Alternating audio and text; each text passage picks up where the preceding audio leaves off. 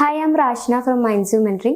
നിങ്ങൾ റിലേഷൻഷിപ്പിലുള്ള ഒരാളോ ഫ്യൂച്ചറിൽ റിലേഷൻഷിപ്പ് പ്ലാൻ ചെയ്യുന്ന ഒരാളോ ആണെങ്കിൽ നിങ്ങൾ മസ്റ്റ് ആയിട്ടും അറിഞ്ഞിരിക്കേണ്ട ഒരു ടോപ്പിക്കിനെ കുറിച്ചിട്ടാണ് ഇന്ന് നമ്മൾ ഡിസ്കസ് ചെയ്യാനായിട്ട് പോകുന്നത്. ഇപ്പോൾ നമ്മളൊരു റിലേഷൻഷിപ്പ് എടുക്കുകയാണെങ്കിൽ അതിലൊരു 80% ഗേൾസും ഫേസ് ചെയ്തിട്ടുള്ള ഒരു പ്രോബ്ലം ആയിരിക്കും അവരുടെ ബോയ്സിന്റെ സൈഡിൽ നിന്നുള്ള ഒരു ഇഗ്നോർ അല്ലെങ്കിൽ ഒരു അവോയ്ഡ് ചെയ്യുന്ന പോലത്തെ ഒരു ഫീല്. അപ്പോൾ നമ്മൾ ഈ ഒരു വീഡിയോയിൽ മെയിനായിട്ട് ഫോക്കസ് ചെയ്യുന്നത് രണ്ട് കാര്യങ്ങളാണ്. ഒന്നെന്ന് പറയുന്നത് ഈ ബോയ്സ് നമ്മളെ ഇഗ്നോർ ചെയ്യാനുണ്ടാവുന്ന റീസൺസ് എന്തൊക്കെയാണെന്നുള്ളതാണ്. രണ്ടാമത്തേത് നമുക്ക് ഇത്തരത്തിലുള്ള ഒരു ഇഗ്നോർ ഫീൽ ചെയ്യുന്ന സമയത്ത് നമ്മൾ അതിനെ എങ്ങനെയാണ് ഹാൻഡിൽ ചെയ്യേണ്ടത്, അതിൻ്റെ ഒരു സൊല്യൂഷൻ എന്താണ് എന്നുള്ളതാണ്. അപ്പോൾ ആദ്യം തന്നെ നമുക്കൊരു ബോയിൻ്റെ അടുത്തുനിന്ന് ഒരു ഇഗ്നോറിങ് നമ്മൾ ഫേസ് ചെയ്യുകയാണെന്നുണ്ടെങ്കിൽ നമ്മൾ ആദ്യം മനസ്സിലാക്കേണ്ടത് നമ്മളുടെ ഫീലിങ്സിൽ ഉണ്ടാവുന്ന ചേഞ്ചസിനെ കുറിച്ചിട്ടാണ്. ആസ് എ ഗേൾ നമുക്ക് നമ്മളുടെ ഫീലിങ്സിൽ ഒത്തിരി ചേഞ്ചസ് ഉണ്ടാവും. ഒരാൾ നമ്മൾ ഇഗ്നോർ ചെയ്യുമ്പോൾ അല്ലെങ്കിൽ നമ്മൾ ഒരാൾ അവോയ്ഡ് ചെയ്യുന്നതായിട്ട് നമുക്ക് ഫീൽ ചെയ്യുന്ന സമയത്ത്. അപ്പോൾ അതിനെക്കുറിച്ചിട്ട് ഒരു അവയർനെസ് നമുക്ക് ഉണ്ടാവുക എന്നുള്ളതാണ് ഏറ്റവും ഇമ്പോർട്ടൻ്റ് ആയിട്ടുള്ള ഒരു കാര്യം.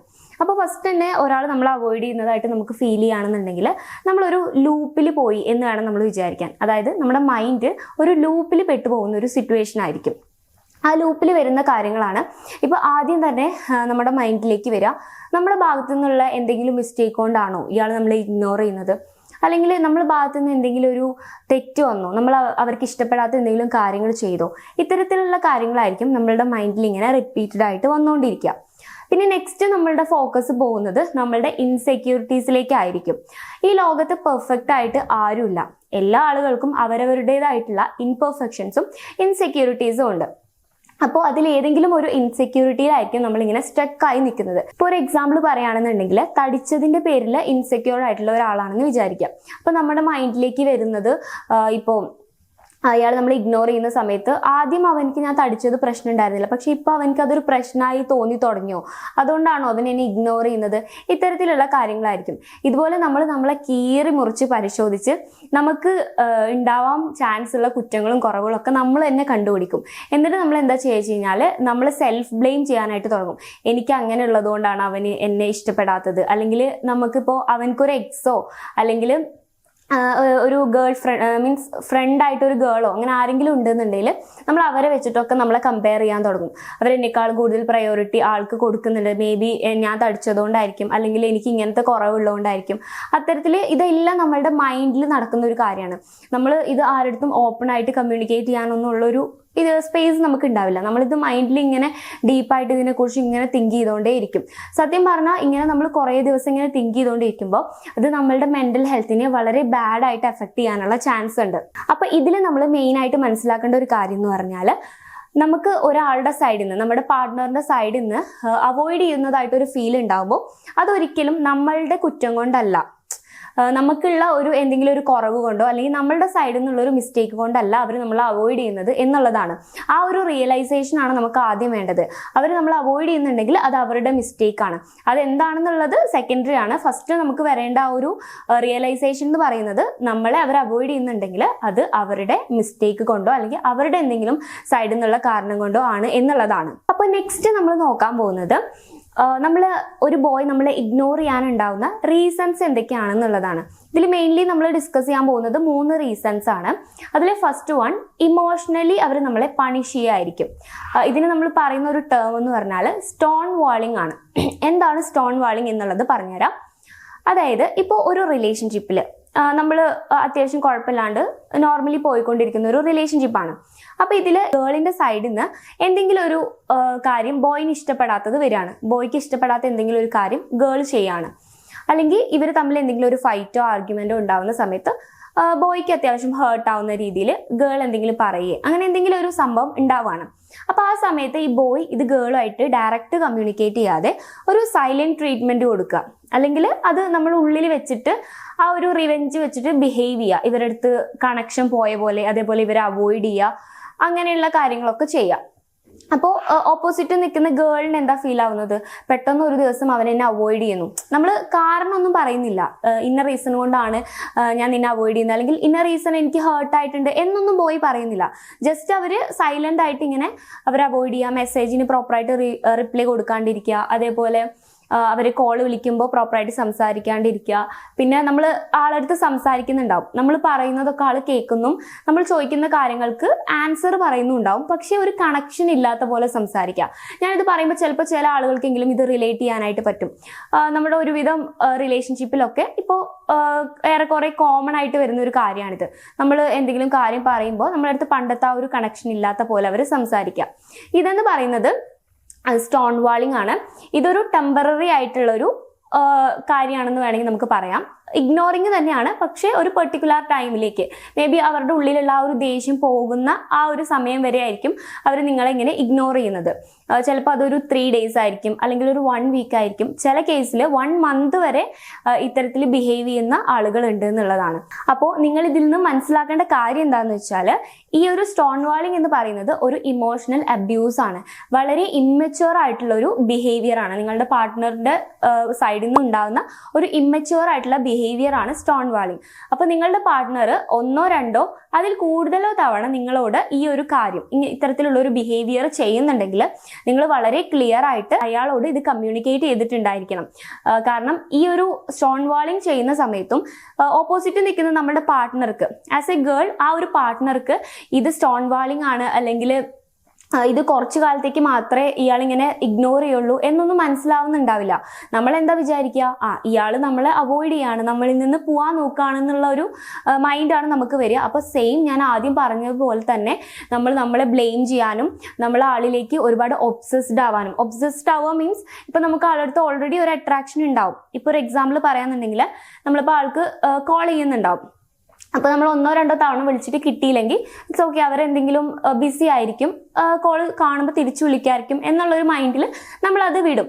പക്ഷേ ഒരുപാട് ഹൈലി ഒബ്സസ്ഡ് ആയി കഴിഞ്ഞാൽ നമ്മൾ എന്താ ചെയ്യുക, 1 or 2 നിർത്താതെ നമ്മൾ 10 or 20 കോൾ ചെയ്ത ആളെ കിട്ടുന്നത് വരെ വിളിച്ചുകൊണ്ടിരിക്കുന്ന ഒരു സിറ്റുവേഷൻ. അല്ലെങ്കിൽ ഇപ്പം മെസ്സേജ് ആണെങ്കിൽ നമ്മൾ 1 or 2 മെസ്സേജ് അയച്ചിട്ട് അവർ അവൈലബിൾ ആവുന്ന സമയത്ത് നമുക്ക് റിപ്ലൈ തന്നോളും എന്നുള്ളൊരു ഇതിൽ നിൽക്കാതെ കൺസിസ്റ്റന്റ് ആയിട്ട് നമ്മൾ മെസ്സേജ് അയച്ചുകൊണ്ടിരിക്കുക. ഇങ്ങനെ അവരെ ഇങ്ങനെ ഇറിറ്റേറ്റ് ചെയ്യുന്ന രീതിയിൽ നമ്മൾ ഒബ്സസ്ഡ് ആയി പോവും എന്നുള്ളതാണ്. അപ്പോൾ ഈ ഒരു സ്റ്റോൺ വാളിംഗ് നിങ്ങളുടെ പാർട്ട്ണർ ചെയ്യുന്നുണ്ടെങ്കിൽ നിങ്ങൾ ഉറപ്പായിട്ടും അവരെടുത്ത് നിങ്ങൾക്ക് ഉണ്ടാവുന്ന ആ ഒരു ഇമോഷണൽ സ്റ്റേജസിനെ കുറിച്ചിട്ട്, നിങ്ങളുടെ ഇമോഷൻസിൽ ഉണ്ടാവുന്ന മാറ്റങ്ങളെ കുറിച്ചിട്ട് ആളോട് കമ്മ്യൂണിക്കേറ്റ് ചെയ്തിട്ടുണ്ടാവണം. ഇതിപ്പോൾ റിലേഷൻഷിപ്പ് നമ്മൾ ചിലപ്പോൾ ഒരു ലൈഫ് ടൈം നമ്മൾ ആളായിരിക്കും നമ്മൾ പാർട്ട്ണറായിട്ട് ചൂസ് ചെയ്തിട്ടുണ്ടാവുക. അപ്പോൾ നിങ്ങൾക്ക് ഇതൊരു 1 yearലേക്കോ 2 yearലേക്കോ ഉള്ള ഒരു കാര്യമല്ല, ലൈഫ് ടൈം വേണ്ടതാണ്. അപ്പോൾ ഇങ്ങനത്തെ ഒരു ഇൻസിഡന്റ് കൺസിസ്റ്റന്റ് ആയിട്ട് അവർക്ക് എന്തെങ്കിലും ദേഷ്യം വരുന്ന സമയത്ത് അല്ലെങ്കിൽ കൺസിസ്റ്റന്റ് ആയിട്ട് ഉണ്ടാവുന്ന സമയത്ത് അത് നിങ്ങളുടെ ഇമോഷണൽ സ്റ്റേറ്റിനെ വളരെ ബാഡ് ആയിട്ട് എഫക്ട് ചെയ്യാനുള്ള ചാൻസ് ഉണ്ട്. പിന്നെ നിങ്ങൾക്ക് ഇതിൽ ചെയ്യാൻ പറ്റുന്ന ഒരു സൊല്യൂഷൻ എന്ന് പറഞ്ഞാൽ, നിങ്ങൾ ആളടുത്ത് കമ്മ്യൂണിക്കേറ്റ് ചെയ്യാം. എനിക്കിത് ഇങ്ങനെ ബാഡായിട്ട് ഫീൽ ആവുന്നുണ്ട്, എനിക്കിങ്ങനെ വളരെ ബുദ്ധിമുട്ടായിട്ട് അനുഭവിക്കുന്നുണ്ട് എന്നുള്ള കാര്യങ്ങൾ ആളടുത്ത് കമ്മ്യൂണിക്കേറ്റ് ചെയ്യാം. അപ്പോൾ ആ സമയത്ത് ആൾ പറയുകയാണ്, എനിക്കിങ്ങനെ ദേഷ്യം വന്നു കഴിഞ്ഞാൽ നിന്റെ അടുത്ത് നോർമലായിട്ട് സംസാരിക്കാൻ പറ്റുന്നില്ല, എനിക്ക് കുറച്ച് സ്പേസ് വേണം എന്നാൾ ആവശ്യപ്പെടുകയാണെങ്കിൽ നിങ്ങൾ ആ ഒരു സ്പേസ് കൊടുക്കുന്നതായിരിക്കും നല്ലത്. അങ്ങനെയാണെങ്കിൽ അവർ ഇനിയൊരു സിറ്റുവേഷനിൽ ഇങ്ങനത്തെ ഒരു ഇഷ്യൂ ഉണ്ടാകുന്ന സമയത്ത് നിങ്ങളായിട്ട് ഓപ്പൺ ആയിട്ട് കമ്മ്യൂണിക്കേറ്റ് ചെയ്യാനുള്ള ചാൻസ് ഉണ്ട്. എനിക്ക് ഇങ്ങനെ ഒരു ഇത് വന്നിട്ടുണ്ട്, നീ എത്ര സോൾവ് ആക്കാൻ ശ്രമിച്ചിട്ടും കാര്യമില്ല, എനിക്ക് ഒരു ഇത്ര ദിവസം ഒരു 3 days ഒക്കെ എനിക്കൊന്ന് ബ്രേക്ക് തന്നു കഴിഞ്ഞാൽ എനിക്ക് ഓക്കെ ആവാൻ പറ്റും. ഇങ്ങനെയുള്ള കാര്യങ്ങൾ പറയാന്നുണ്ടെങ്കിൽ കുറച്ചൊക്കെ ആണെങ്കിൽ നിങ്ങൾക്ക് ചെയ്തു കൊടുക്കാൻ പറ്റുന്നുണ്ടെങ്കിൽ അത് ചെയ്ത് കൊടുക്കുന്നതാണ് നല്ലത്. അല്ലാതെ നമ്മൾ അവരുടെ പുറകെ പോയി ബെഗ് ചെയ്ത് അവരെ ഡിസ്റ്റർബ് ചെയ്ത് അവരുടെ ആ ഇഷ്ടം പിടിച്ചു വലിക്കാൻ നോക്കിക്കഴിഞ്ഞാൽ അവർക്ക് നമ്മളടുത്ത് ഉള്ള ഇൻട്രസ്റ്റും കൂടി പോകാനാണ് ചാൻസ് ഉള്ളത്. ഇനി നെക്സ്റ്റ് വരാൻ പോകുന്ന ഒരു റീസൺ ആണ്, മേ ബി അയാൾ സ്ട്രെസ്ഡ് ആയിരിക്കും. ഇപ്പൊ നിങ്ങളുടെ പാർട്ട്ണർ ചിലപ്പോൾ വർക്ക് ചെയ്യുന്ന ആളാവാം, അല്ലെങ്കിൽ പഠിക്കുന്ന സ്റ്റുഡൻ്റ് ആവാം, ആരും ആവാം. അപ്പോൾ ആ ഒരാൾക്ക് ഇപ്പോൾ ആളുടെ വർക്ക് ചെയ്യുന്ന സ്ഥലത്ത് നിന്നോ അല്ലെങ്കിൽ ആളുടെ ഫാമിലിയിൽ എന്തെങ്കിലും ഇഷ്യൂസ് ഉണ്ടാവാം, അല്ലെങ്കിൽ ആളുടെ ഫ്രണ്ട്സിന്റെ സൈഡിൽ നിന്ന് എന്തെങ്കിലും ഇഷ്യൂ, അങ്ങനെ ആൾക്ക് പേഴ്സണലി നിങ്ങളുമായിട്ട് കണക്റ്റഡ് അല്ലാത്ത എന്തെങ്കിലും ഒരു ഇഷ്യൂ ആൾക്കുണ്ടെങ്കിൽ അതിൻ്റെ ഒരു സ്ട്രെസ് ഉള്ളതുകൊണ്ട് ആൾക്ക് ചിലപ്പോൾ നിങ്ങളുടെ അടുത്ത് നോർമലായിട്ട് സംസാരിക്കാനും ബിഹേവ് ചെയ്യാനും പറ്റുന്നുണ്ടാവില്ല. ഇപ്പോൾ ചില കേസിലൊക്കെ നമ്മൾ ഫാമിലീൻ്റെ അത്രയും ഡീപ്പായിട്ടുള്ള പ്രോബ്ലംസ് നമുക്ക് ഇവൻ പാർട്ട്ണറിനോടാണെങ്കിൽ പോലും, നമ്മൾ റിലേഷൻഷിപ്പിലുള്ള സമയത്ത് ഇവൻ പാർട്ട്ണറിനോടാണെങ്കിൽ പോലും നമുക്ക് ഷെയർ ചെയ്യാൻ അത്ര താല്പര്യം ഉണ്ടാവില്ല. അത്രയും വൾഗർ ആയിട്ടുള്ള എന്തെങ്കിലും ഇഷ്യൂസ് ആണെന്നുണ്ടെങ്കിൽ അപ്പോൾ ആൾക്ക് ഇതിൻ്റെ സ്ട്രെസ് ഉണ്ടാവും.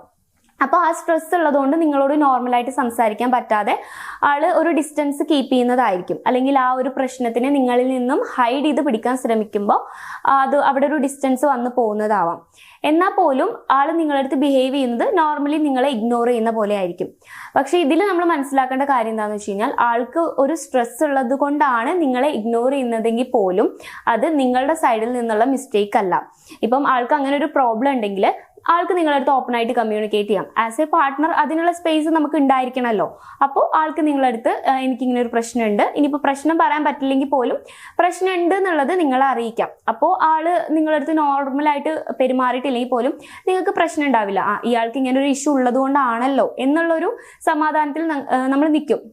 പക്ഷെ ഇത് കാരണമൊന്നും പറയാതെ പെട്ടെന്ന് ആൾക്കൊരു ഡ്രാസ്റ്റിക് ചേഞ്ച് ഉണ്ടാകുമ്പോൾ നമുക്കത് ഒരിക്കലും ആക്സെപ്റ്റ് ചെയ്യാൻ പറ്റില്ല. അപ്പോൾ അത് നിങ്ങളുടെ ഭാഗത്തു നിന്നുള്ള മിസ്റ്റേക്ക് അല്ല എന്ന് നിങ്ങൾ മനസ്സിലാക്കുക. ഈ സ്ട്രെസ് കൊണ്ട് ഉണ്ടാവുന്ന അവോയ്ഡിങ്ങും ഇഗ്നോറിങ്ങും ഒക്കെ ടെമ്പററി ആയിട്ടുള്ളതാണ്. അവർ നിങ്ങളെ വിട്ടു പോകാൻ വേണ്ടിയിട്ടോ അല്ലെങ്കിൽ നിങ്ങൾ അവരെ ഒഴിവാക്കി പോകാൻ വേണ്ടിയിട്ടോ ഒന്നുമല്ല. അവർക്ക് ആ ഒരു അപ്പോഴത്തെ ഒരു സിറ്റുവേഷനിൽ അത് ഹാൻഡിൽ ചെയ്യാൻ പറ്റാത്ത കാരണം കൊണ്ട് ചെയ്യുന്നതാണെങ്കിൽ പോലും അത് നിങ്ങളുടെ റിലേഷൻഷിപ്പിനെയും നിങ്ങളുടെ മെന്റൽ ഹെൽത്തിനെയും അഫക്റ്റ് ചെയ്യാനുള്ള ചാൻസ് ഉണ്ട്. അതുകൊണ്ട് ഇങ്ങനൊരു പ്രശ്നം നിങ്ങളുടെ റിലേഷൻഷിപ്പിൽ ഉണ്ടാവുന്നുണ്ടെങ്കിൽ നിങ്ങൾ ഉറപ്പായിട്ടും നിങ്ങളുടെ പാർട്ട്ണറിൻ്റെ അടുത്ത് അത് കമ്മ്യൂണിക്കേറ്റ് ചെയ്തിട്ടുണ്ടായിരിക്കണം. ഇനി അടുത്തത് വരുന്നത് നമ്മുടെ ലാസ്റ്റത്തെ പോയിന്റ് ആണ്. അവർ നമ്മളെ ഇഗ്നോർ ചെയ്യാനുള്ളതിന്റെ ലാസ്റ്റത്തെ റീസൺ ആണ്. ഇതാണ് ഏറ്റവും ഇമ്പോർട്ടൻ്റ് ആയിട്ടുള്ള റീസൺ. മേ ബി അവർക്ക് നിങ്ങളിൽ നിന്ന് ഒരു ബ്രേക്കപ്പ് ആയിരിക്കും ആവശ്യമുള്ളത്. അപ്പൊ അത് അവർക്ക് വന്ന് പറയാനുള്ള ഒരു മടി, അല്ലെങ്കിൽ എങ്ങനെ ചിലപ്പോൾ അവർ നിങ്ങളെ പ്രപ്പോസ് ചെയ്ത് നിങ്ങളുടെ പുറകെ നടന്ന് സെറ്റ് ചെയ്തതായിരിക്കും. അപ്പൊ അതുകൊണ്ട് എങ്ങനെ നമ്മളായിട്ട് വേണ്ടാന്ന് വെക്കും എന്നുള്ളൊരു കൺഫ്യൂഷൻ കാരണം കൊണ്ട് അവരിങ്ങനെ നിങ്ങളെ കൊണ്ട് പറയിപ്പിക്കാൻ വേണ്ടിയിട്ട് ഇഗ്നോർ ചെയ്യുന്നതായിരിക്കും. അപ്പോൾ ഇങ്ങനത്തെ കേസിൽ എന്താ സംഭവിക്കുക വെച്ച് കഴിഞ്ഞാൽ, നമ്മൾ 1, 2, 3 ദിവസമായിട്ട് നമ്മളെ ഇഗ്നോർ ചെയ്യുകയാണെന്നുണ്ടെങ്കിൽ നമുക്കത് മനസ്സിലാവും. നമുക്ക് കോമൺ സെൻസ് ഉള്ള ആളുകളാണെങ്കിൽ നമുക്കത് മനസ്സിലാവും ഇയാൾ ഇഗ്നോർ ചെയ്യാണ്, എന്തോ ഒരു ചേഞ്ച് വന്നിട്ടുണ്ട്, പ്രത്യേകിച്ച് കാരണമൊന്നും ഇല്ലെങ്കിൽ. അപ്പൊ നമ്മൾ ആളടുത്ത് ഇത് കമ്മ്യൂണിക്കേറ്റ് ചെയ്യാനായിട്ട് നോക്കും. എന്തെങ്കിലും ഇഷ്യൂ ഉണ്ടോ, എന്താ ഇങ്ങനെ ഇഗ്നോർ ചെയ്യുന്നതെന്നുള്ളത്. അപ്പൊ ആ സമയത്ത് ആൾ പറയും ഇല്ല, ഒരു ഇഷ്യൂ ഇല്ല, അത് നിനക്ക് തോന്നുന്നതാണ്, നിന്റെ തോന്നലാണെന്ന് പറയും. അപ്പൊ ആ സമയത്ത് നമ്മളുടെ മൈൻഡിനെ ഒന്നുകൂടി സ്ട്രെസ്ഡ് ആക്കുകയാണ് ചെയ്യുന്നത്. ഓൾറെഡി നമ്മൾ ഈ ഒരു ലൂപ്പിന്റെ അകത്താണ്. ഞാൻ നേരത്തെ പറഞ്ഞല്ലോ, നമുക്ക് ഇൻസെക്യൂരിറ്റീസ് വന്നിട്ടുണ്ടാവും, നമുക്ക് ഒരുപാട് കാരണങ്ങൾ, എന്തെങ്കിലും റീസൺ, നമ്മൾ പല പല കാരണങ്ങളും സെർച്ച് ചെയ്യും അതിന് വേണ്ടിയിട്ട്. അതിന്റെ കൂട്ടത്തില് ഇയാൾ പറയാണ് ഇല്ല നിനക്കത് തോന്നാണെന്ന് പറഞ്ഞു കഴിഞ്ഞാൽ നമ്മൾ ഒന്നും കൂടി അതെന്താ എനിക്ക് അങ്ങനെ തോന്നാനുള്ള കാരണം അതും കൂടെ ആലോചിച്ച് നമ്മൾ ഓവർ തിങ്ക് ചെയ്ത് അങ്ങനെ പോകും. അപ്പോൾ അങ്ങനെ പറയുകയാണെന്നുണ്ടെങ്കിൽ ഓക്കെ, ഒരു 3 days ഓക്കെ, ഒരു 1 week കഴിഞ്ഞിട്ടും ഇയാൾ സെയിം സംഭവം തന്നെ പഴയ പോലെ ആവുന്നില്ല, ഒരു ഡിസ്റ്റൻസിലാണ് നമ്മളോട് നിൽക്കുന്നതെങ്കിൽ നമുക്ക് കൺഫേം ചെയ്യാം ആൾക്ക് ഒന്നെങ്കിൽ ഈ പറഞ്ഞതിൽ എന്തെങ്കിലും ഒരു പ്രശ്നമുണ്ട്, അല്ലാന്നുണ്ടെങ്കിൽ ആൾ നമ്മളെ കൊണ്ട് ബ്രേക്കപ്പ് പറയിപ്പിക്കാനുള്ള ഒരു ഉദ്ദേശത്തിലാണെന്നുള്ളത്. അപ്പോൾ ഇങ്ങനെ വരുന്ന ഒരു സിറ്റുവേഷനിൽ നമുക്ക് എന്താ ചെയ്യാൻ പറ്റാന്ന് വെച്ച് കഴിഞ്ഞാൽ, ഇപ്പോൾ ഈ 3 സിറ്റുവേഷൻ ആണെങ്കിലും, അതായത് ഇപ്പം ഞാൻ പറഞ്ഞ സ്റ്റോൺ വാളിംഗ് ആണെങ്കിലും സ്ട്രെസ്ഡ് ആയിട്ടുള്ള സിറ്റുവേഷനിലാണെങ്കിലും അവർക്ക് നിങ്ങളെ ഒഴിവാക്കണം എന്നുള്ള ഒരു ഇന്റൻഷനോടുകൂടിയാണ് പോലും നിങ്ങൾക്ക് ചെയ്യാൻ പറ്റുന്ന ഫസ്റ്റ് സ്റ്റെപ്പ് എന്ന് പറഞ്ഞു കഴിഞ്ഞാൽ, ഇത് നമ്മളെ ഈ ഇഗ്നോർ ചെയ്യുക അല്ലെങ്കിൽ അവോയ്ഡ് ചെയ്യുക എന്ന് പറയുന്നത് ഒരു കൈൻഡ് ഓഫ് റിജക്ഷൻ ആണ്. നമ്മൾ പൊതുവേ മനുഷ്യന്മാർക്ക് ഈ റിജക്ഷനെ ആക്സെപ്റ്റ് ചെയ്യാനുള്ള ഒരു ബുദ്ധിമുട്ടുണ്ട്. അപ്പോൾ ഇതൊരു റിജക്ഷൻ ആണെന്ന് ആദ്യം നമ്മൾ റിയലൈസ് ചെയ്യണം. നമ്മൾ എത്ര അവരുടെ പിന്നാലെ കരഞ്ഞു പോയിട്ടും കാര്യമില്ല, ഇതൊരു റിജക്ഷൻ ആണെന്നുള്ളത് നമ്മൾ റിയലൈസ് ചെയ്യാം. ആ ഒരു റിജക്ഷനെ നമ്മൾ ആക്സെപ്റ്റ് ചെയ്യാൻ പഠിക്കുക. കുറച്ച് ബുദ്ധിമുട്ടുള്ള കാര്യമാണ്. മേ ബി നമ്മൾ 1 year 2 year 3 year ഒക്കെ ആയിട്ടുള്ള റിലേഷൻഷിപ്പ് ആയിരിക്കും. അപ്പോൾ നമ്മൾ അത്രയും ടൈമും എല്ലാ കാര്യങ്ങളും അവരിൽ നമ്മൾ ഇൻവെസ്റ്റ് ചെയ്തിട്ടുണ്ടാവും. അപ്പോൾ നമുക്ക് അതിൽ നിന്നും ഒന്ന് ഇങ്ങോട്ട് പിന്മാറി പോരാന്ന് പറയുന്നത് ബുദ്ധിമുട്ടുള്ള കാര്യം തന്നെയാണ്, വിഷമമുള്ള കാര്യം തന്നെയാണ്. പക്ഷെ എങ്കിൽ പോലും നമ്മൾ നമ്മുടെ സെൽഫ് റെസ്പെക്റ്റിനെയും സെൽഫ് ലവിനെയും പരിഗണിച്ചുകൊണ്ട് നമ്മൾ ഈ ഒരു റിജക്ഷനെ, ഇത് ടെമ്പററി ആണെങ്കിലും പെർമനന്റ് ആണെങ്കിലും ആക്സെപ്റ്റ് ചെയ്യാനായിട്ട് പഠിക്കുക. അതാണ് നമ്മൾ ചെയ്യേണ്ട ഫസ്റ്റ് സ്റ്റെപ്പ് എന്ന് പറയുന്നത്. അപ്പൊ ഞാൻ പറഞ്ഞിട്ടുണ്ടായിരുന്നു, നമുക്ക് ഇങ്ങനെ ഒരു റിജക്ഷൻ അല്ലെങ്കിൽ ഒരാൾ നമ്മൾ അവോയ്ഡ് ചെയ്യുന്ന സമയത്ത് നമ്മളൊരു ലൂപ്പിലായി പോകും എന്ന് ഫസ്റ്റ് ഞാൻ പറഞ്ഞിട്ടുണ്ടായിരുന്നു തുടക്കത്തിലെ. അപ്പോൾ ആ ഒരു ലൂപ്പിനെ എങ്ങനെ ബ്രേക്ക് ചെയ്ത് നിങ്ങൾക്ക് പുറത്തോട്ട് വരാം എന്നുള്ളതാണ് ഇനി നമ്മൾ നോക്കാനായിട്ട് പോകുന്നത്. അപ്പോൾ നമ്മൾ ഈ ലൂപ്പിന്റെ അകത്തുള്ള സമയത്ത് നമ്മളുടെ മൈൻഡിൽ വരുന്ന ഒരു തോട്ട്, ഇയാൾ പഴയ പോലായി വന്നാൽ മാത്രമേ നമുക്ക് പണ്ടത്തെ പോലെ ഓക്കെ ആവാൻ പറ്റുള്ളൂ, ഇപ്പം നമ്മൾ ഓക്കെ അല്ല, ആൾ നമ്മളെ ഇഗ്നോർ ചെയ്യാണ്, നമ്മളൊരു കുറച്ച് സങ്കടപ്പെട്ട മൊമെന്റിലൂടെയാണ് നമ്മൾ കടന്നു പോയിക്കൊണ്ടിരിക്കുന്നത്. അപ്പോൾ ഇയാൾ പഴയ പോലെ വന്നാലേ എനിക്ക് ഓക്കെ ആവാൻ പറ്റുള്ളൂ. ഇതാണ് നമ്മൾ നമ്മുടെ മൈൻഡിൽ ഓൾറെഡി ഫീഡ് ചെയ്ത് വെച്ചിട്ടുള്ളത്. ആ ഒരു ഫീഡിനെ നമ്മൾ ആദ്യം ബ്രേക്ക് ചെയ്യണം. നമുക്ക് 2 വഴികളുണ്ട്. ഒരാൾ നമ്മളെ ഇഗ്നോർ ചെയ്യാന്നുണ്ടെങ്കിൽ അതിൽ നമുക്ക് 2 വഴികളുണ്ട്. ഒന്ന്, ഇയാൾ പഴയ പോലെ നമുക്ക് ആളോട് സംസാരിച്ച് അത് സോൾവ് ചെയ്ത് നമ്മളുടെ പ്രോബ്ലം മാറ്റിയിട്ട് പഴയ പോലെ കണ്ടിന്യൂ ചെയ്യാം. രണ്ടാമത്തെ വഴി എന്ന് പറഞ്ഞു കഴിഞ്ഞാൽ നമുക്ക് സെൽഫായിട്ട് ഇതിനെ അക്സെപ്റ്റ് ചെയ്ത് നമുക്ക് മൂവ് ഓൺ ചെയ്യാം. അപ്പോൾ ഇങ്ങനത്തെ കേസ് വരുമ്പോൾ നമ്മൾ ഈ ഒരു ഫസ്റ്റത്തെ ഒരു ഓപ്ഷൻ ഉണ്ടല്ലോ, അയാൾ തിരിച്ചു വരട്ടെ എന്നിട്ട് നമ്മൾ ഓക്കെ ആവുള്ളൂ, അതിൽ നമ്മൾ കടിച്ചു പിടിച്ച് നിൽക്കാറാണ് പതിവ്. പക്ഷെ അതിനെ നമ്മൾ ബ്രേക്ക് ചെയ്യാനുള്ള ഒരു സ്ട്രെങ്ത്തും ആ ഒരു ധൈര്യം നമ്മൾ കാണിച്ചു കഴിഞ്ഞാൽ നമുക്ക് ലൈഫിൽ ഒരുപാട് കാര്യങ്ങൾ ചെയ്യാൻ പറ്റും എന്നുള്ളതാണ്. അപ്പോൾ നമുക്കിങ്ങനെ തോന്നുകയാണ്, നമ്മൾ ഈ ഒരു ലൂപ്പിന്റെ അകത്ത് പെട്ടു, ഒരാൾ നമ്മളെ ഇഗ്നോർ ചെയ്യാണെന്ന് നമുക്ക് തോന്നുകയാണെങ്കിൽ നമ്മുടെ ഫസ്റ്റ് സ്റ്റെപ്പ് എന്ന് പറയുന്നത് ഈ ഒരു ലൂപ്പിനെ ബ്രേക്ക് ചെയ്യുക എന്നുള്ളതായിരിക്കണം. നമ്മൾ അതൊരു റിജക്ഷൻ ആണെന്ന്, ടെമ്പററി ആണെങ്കിലും പെർമനന്റ് ആണെങ്കിലും അതൊരു റിജക്ഷൻ ആണെന്ന് റിയലൈസ് ചെയ്യണം. നമ്മൾ അതിനെ ആ ലൂപ്പിനെ ബ്രേക്ക് ചെയ്യാനായിട്ട് നമ്മൾ റെഡി ആവണം. അതിനുശേഷം നമ്മൾ ചെയ്യേണ്ടത്, നമ്മളുടെ എല്ലാ ആളുകൾക്കും ഇൻബിൽഡ് ആയിട്ടുള്ള എന്തെങ്കിലുമൊക്കെ ഒരു സ്കിൽ ഉണ്ടാവും. ചില ആളുകൾക്ക് ഡ്രോയിങ് ആയിരിക്കും, ചിലർക്ക് റീഡ് ചെയ്ത് അതിൽ നിന്ന് സ്റ്റോറീസ് മേക്ക് ചെയ്യാനായിരിക്കും, അല്ലെങ്കിൽ ചില ആളുകൾക്ക് പാട്ട് പാടാൻ, ചിലർക്ക് ആക്ടിങ്, അങ്ങനെ പല പല സ്കിൽ ഉണ്ടാവും, ചിലർക്ക് പഠിക്കാൻ. അപ്പോൾ അതിൽ നമ്മളുടെ സ്കിൽ ഏതാണ്, ചെറിയ രീതിയിലെങ്കിലും നമുക്ക് താല്പര്യമുള്ള നമ്മളുടെ ആ ഒരു സ്കിൽ എന്താണെന്ന് നമ്മൾ റിയലൈസ് ചെയ്യണം. അതിലേക്ക് നമ്മുടെ ടൈമും കാര്യങ്ങളും നമ്മൾ ഇൻവെസ്റ്റ് ചെയ്യണം. അപ്പോൾ നമ്മളുടെ ആ ഒരു ഫോക്കസ് നമുക്ക് ചേഞ്ച് ആയി കിട്ടും. ഇപ്പം നിങ്ങൾ ഒരു ബ്രേക്കപ്പിലേക്ക് പോവുകയാണ്, അല്ലെങ്കിൽ ഒരാൾ നിങ്ങളെ ഇഗ്നോർ ചെയ്യാണെന്ന് നിങ്ങൾക്ക് തോന്നിക്കഴിഞ്ഞാൽ നിങ്ങൾ ബ്ലാങ്ക് ആയി പോകുന്ന ഒരു സിറ്റുവേഷനാണ് നിങ്ങൾക്ക് ഉണ്ടാവുക. ഫ്യൂച്ചറിൽ ഇനി എന്താണ് ചെയ്യേണ്ടത്, അല്ലെങ്കിൽ ഇനി നെക്സ്റ്റ് എന്താണ്, വാട്ട് ഈസ് നെക്സ്റ്റ് എന്നുള്ളൊരു സാധനം നിങ്ങളുടെ മൈൻഡിലേക്ക് വരില്ല. അത് നിങ്ങളുടേന്നല്ല, ആരാണെങ്കിലും അങ്ങനെ തന്നെ ആയിരിക്കും. നമ്മൾ ആ ഒരു സ്റ്റേജിൽ സ്റ്റക്കായി പോകുന്ന ഒരു സിറ്റുവേഷനാണ് നമുക്ക് ഉണ്ടാവുക. അപ്പോൾ ഒരാൾ നമ്മളെ ഇഗ്നോർ ചെയ്യുന്ന സമയത്ത് നമ്മളിങ്ങനെ സ്റ്റക്കായി നിൽക്കുകയാണെങ്കിൽ നമുക്ക് ചെയ്യാൻ പറ്റുന്ന ഫസ്റ്റത്തെ കാര്യം എന്ന് പറഞ്ഞു കഴിഞ്ഞാൽ നമ്മുടെ ഫോക്കസ് ചേഞ്ച് ചെയ്യുക എന്നുള്ളതാണ്. ആദ്യം നമ്മൾ ചെയ്യേണ്ടത്, ഞാൻ നേരത്തെ പറഞ്ഞു, നമ്മൾ ഈ റിജക്ഷനെ അക്സെപ്റ്റ് ചെയ്യുക, ഇതൊരു റിജക്ഷൻ ആണെന്ന് നമ്മൾ റിയലൈസ് ചെയ്യുക. നമ്മുടെ നെക്സ്റ്റ് സ്റ്റെപ്പ് നമ്മുടെ ഫോക്കസ് ചേഞ്ച് ചെയ്യുക എന്നുള്ളതാണ്. ഇപ്പോൾ നമ്മുടെ ഫ്യൂച്ചർ ആണെങ്കിലും നമുക്ക് ബാക്കിയുള്ള നമ്മുടെ ലൈഫ് നമ്മൾ പ്ലാൻ ചെയ്തിട്ടുണ്ടാവുക നമ്മളുടെ പാർട്ട്ണറുമായിട്ടായിരിക്കും. നമ്മുടെ ഹസ്ബൻഡ് ആണെങ്കിൽ അങ്ങനെ, അല്ലെങ്കിൽ നമ്മളുടെ റിലേഷൻഷിപ്പ് ആണെന്നുണ്ടെങ്കിൽ ആളുമായിട്ടായിരിക്കും നമ്മൾ പ്ലാൻ ചെയ്തിട്ടുണ്ടാവുക. അപ്പോൾ പെട്ടെന്ന് ആ ഒരു പ്ലാൻ ബ്രേക്കായി പോകുമ്പോൾ നമുക്ക് നെക്സ്റ്റ് എന്താ ചെയ്യേണ്ടതെന്നുള്ളതിനെ പറ്റിയിട്ട് ഒരു പിടിയും കിട്ടില്ല. അപ്പോൾ നമുക്ക് ചെയ്യാൻ പറ്റുന്ന ഒരു കാര്യമാണ് നെക്സ്റ്റ് നമ്മൾ നോക്കേണ്ടത്. ഇപ്പോൾ നമുക്ക് എല്ലാവർക്കും ഇൻബിൽഡ് ആയിട്ട് കുറേ സ്കില്ലുകൾ ഉണ്ടാവും. അപ്പോൾ അതിലേതെങ്കിലും ഒരു സ്കില്ലിൽ നമ്മൾ ഫോക്കസ് ചെയ്യാണ് ചെയ്യേണ്ടത്. അപ്പോൾ ഓട്ടോമാറ്റിക്കായിട്ടും അയാളിൽ നിന്നുള്ള നമ്മളുടെ ആ ഒരു ഇത് മാറും, ആ ഒരു ഫോക്കസ് മാറിയിട്ട് നമ്മളുടെ കഴിവിലായിരിക്കും നമ്മൾ നെക്സ്റ്റ് ചെയ്യാൻ പോകുന്നത്. പിന്നെ നമ്മൾ നമ്മുടെ എഫേർട്ട് ഇടേണ്ടതും നമ്മൾ ടൈം ഇൻവെസ്റ്റ് ചെയ്യേണ്ടതും നമ്മളെ കാര്യങ്ങളിലൊക്കെ ചെയ്യേണ്ടത് ഈ ഒരു സ്കില്ലിലായിരിക്കണം. പിന്നെ നെക്സ്റ്റ് നമുക്ക് ചെയ്യാൻ പറ്റുന്ന ഒരു കാര്യമാണ് സെൽഫ് ഗ്രൂമിങ്. ഇപ്പം നമുക്ക് ഫിസിക്കലി ഒന്ന് സെറ്റ് ആവാൻ വേണ്ടിയിട്ട് ഇപ്പോൾ ജിമ്മിലൊക്കെ പോവാം, എക്സസൈസ് ചെയ്യാം, അല്ലെങ്കിൽ ഇപ്പോൾ ഡാൻസ് ഇഷ്ടമുള്ളവരാണെങ്കിൽ ഡാൻസ് ചെയ്യാൻ പോവാം. അങ്ങനെ പല പല കാര്യങ്ങളിൽ നമുക്ക് എൻഗേജ്ഡ് ആവാൻ പറ്റും. നമ്മുടെ മൈൻഡിനെ മാക്സിമം എൻഗേജ്ഡ് ആക്കി വെക്കുക എന്നുള്ളതാണ് നമ്മൾ ഇതിൽ ചെയ്യേണ്ട ഒരു കാര്യം. നെക്സ്റ്റ് നമുക്ക് ചെയ്യാൻ പറ്റുന്ന ഒരു കാര്യമാണ്, നമുക്ക് നമ്മുടെ സ്കിൻ കെയർ നോക്കാം, നമ്മളുടെ ലുക്സിൽ ചെറിയ ചേഞ്ചസ് വരുത്താം. ലുക്സ് എന്ന് പറയുമ്പോൾ നമ്മളുടെ ഡ്രസ്സിങ് ആണെങ്കിലും അതുപോലെ നമ്മളുടെ അപ്പിയറൻസ്, അങ്ങനെ ടോട്ടലി നമുക്ക് കുറച്ച് ചേഞ്ചസ് വരുത്താം. പിന്നെ നമ്മൾ സോഷ്യൽ മീഡിയയിലൂടെ നമ്മൾ ഹാപ്പി ആണെന്നുള്ളത് നമ്മളെ ആ ഇഗ്നോർ ചെയ്തുകൊണ്ടിരിക്കുന്ന ആളെ അറിയിക്കാൻ വേണ്ടിയിട്ട് നമുക്ക് കുറച്ച് ഷോ ഓഫ് ഒക്കെ കാണിക്കാം. അപ്പോൾ ആ ഒരു സമയത്ത് മേ ബി ആൾക്ക് നമ്മൾ ആളുടെ പിന്നാലെ പോകുന്നില്ലല്ലോ, നമ്മൾ ആളുടെ പിന്നാലെ പോകുമ്പോൾ നമുക്കൊരു വാല്യൂ ഇല്ല എന്നുള്ളതാണ്. ഫ്രീ കിട്ടുന്ന സാധനങ്ങളെ ആരും വാല്യൂ ചെയ്യില്ല.